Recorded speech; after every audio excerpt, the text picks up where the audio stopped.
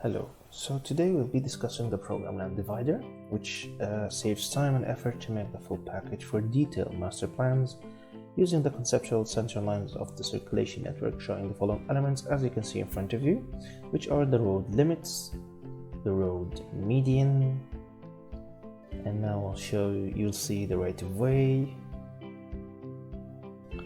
and after that we can see the land division, and we'll insert inside the building setbacks alongside with the building demo from our own. Then we will number the plots, and then we'll add the coordinates for each of the plots with the north and south. And then final thing, it shows the coordinate tables and the plots numbering tables as well, as you can see in front of you at the moment.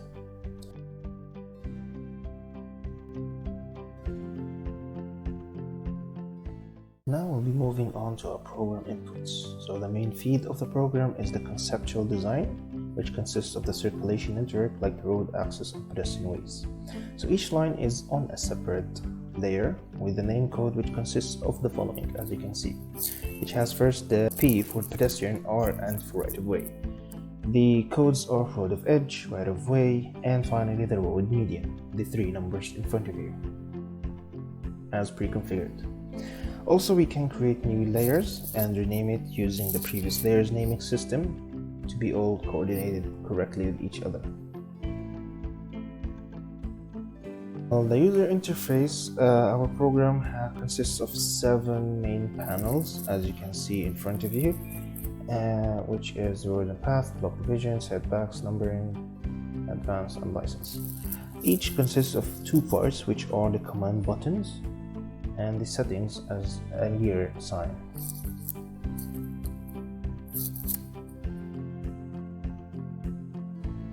Now we will begin with our first panel, which is the roads and paths. So we'll check our settings, choose our radius and the fillet and the chamfered distance.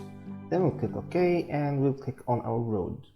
Now this button will draw a schematic road edge line filleted at the intersection with the radius from the road's data, which we just entered, which was 9 meters. Now we're just checking and it seems to be correct.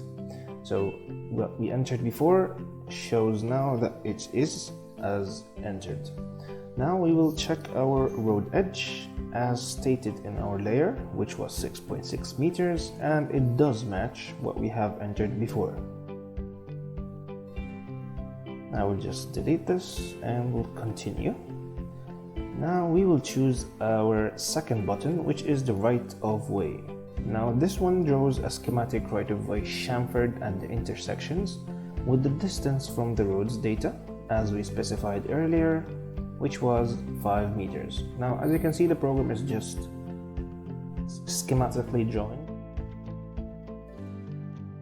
So now we'll just check our distance.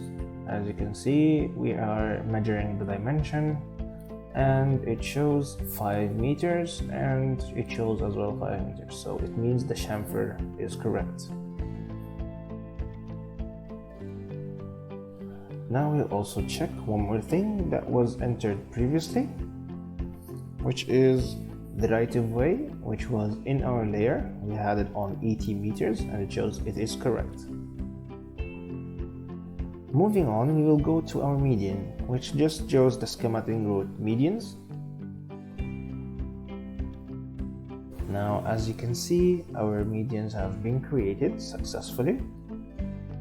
And we will just check the last thing, the road medians measurements, as we stated earlier in the layers, which was 2 meters. And as you can see on the left, it says 2 meters correctly.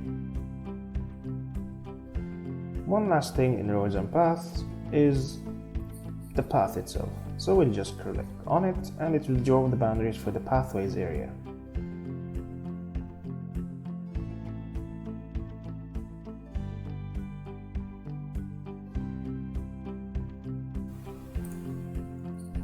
Moving on to our second panel, which is the blocks division. And in our division data, we will click on it inside we'll find the first division. We click on it if we only have one type of land plots, but if we have two types, we will click on the second division as well.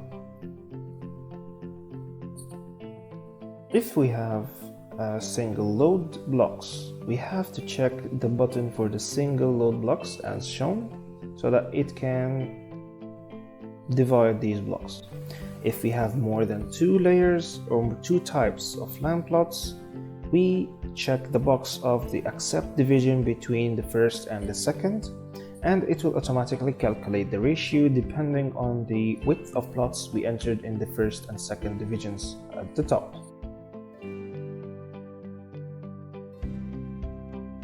One more thing is the area range. So we give an area range with a plus or a minus. So we just put the number, and normally the program maximizes the number of plots as specified, the plot areas defined above, and gives the minimum number of plots with the range we've given.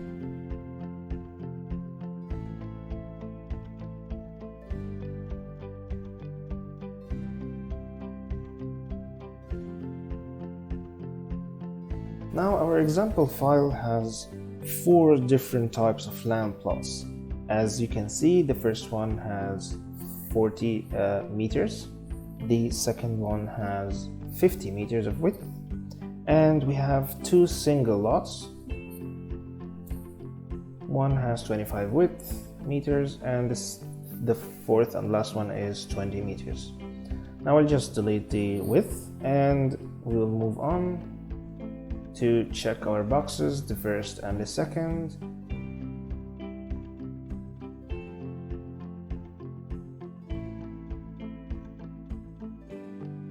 Make sure we have our single load blocks clicked, and we'll click OK.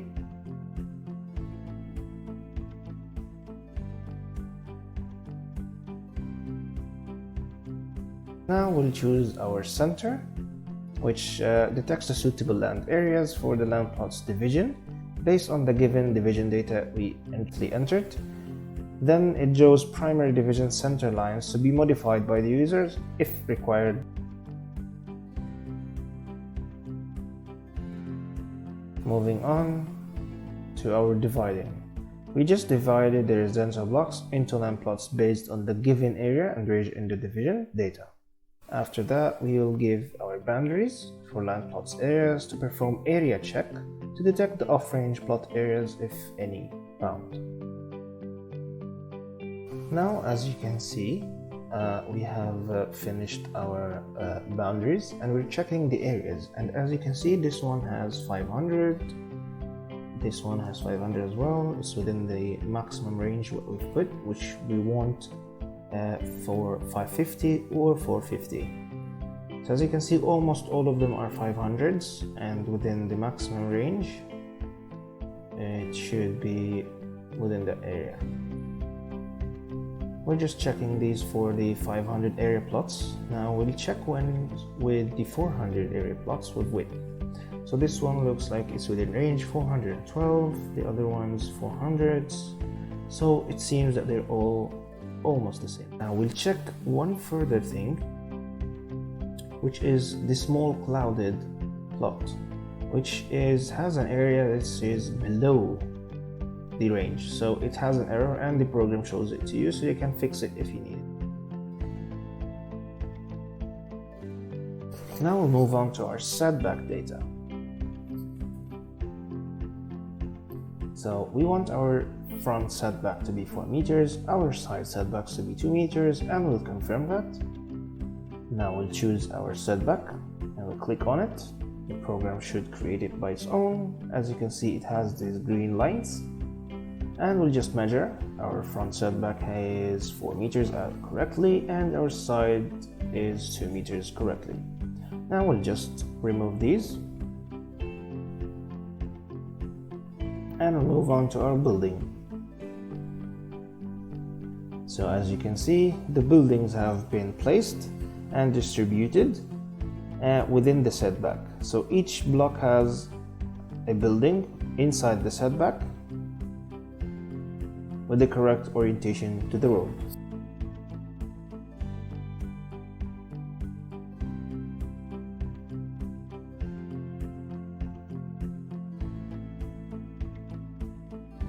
Now, moving on to the numbering and coordinates.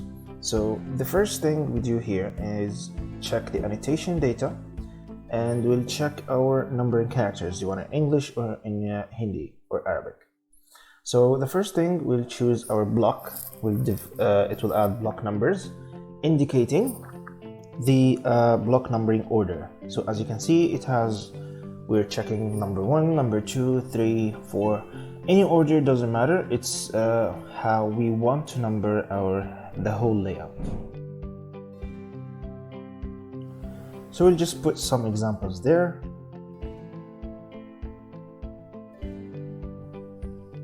And after that, we'll start with the even start. So it tells us where the numbering will start in each block, and it will start with the even numbers. So if you don't put this even start in any of the required blocks, it will not be numbered. So we have to do this after numbering the block. As you can see, we've just numbered these small areas. Now we will go to the number, and as you can see, it has been numbered correctly. And now we will try one more thing. If we delete one of the boundaries, so we deleted one plot.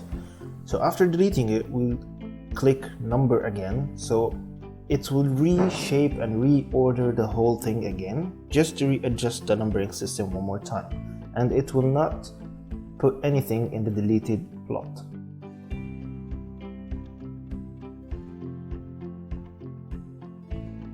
Now, after we've done the numbering, we will move on to our coordinates. So we'll just click on it and wait until the program creates the coordinates. And as you can see, it did create the whole coordinates on each of the plots. And we'll just do a small exercise here. So we will delete one of the coordinates just to check our renumbering system. So now we have two buttons. The renumber just shifts again the whole numbers within the same file.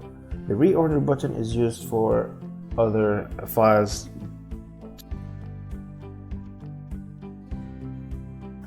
Moving now to one of the final things we choose is the tables and annotations. And tables is just an easy thing that we do. We just check on our tables data.